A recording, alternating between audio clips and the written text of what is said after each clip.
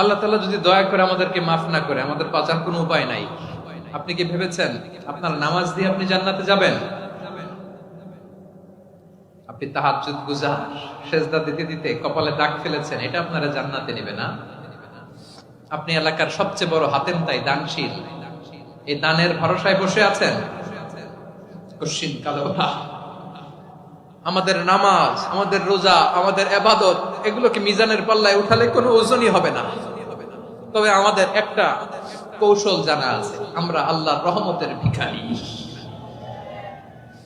আমরা সেদিন আগেই গুনার স্বীকৃতি দিয়ে দেব। আমরা বলবো, আল্লাহ তুমি প্রশ্ন করার আগে তোমার একটা কথা বলি, আমারে কিছু জিজ্ঞেস করো না, আমি সব করেছি।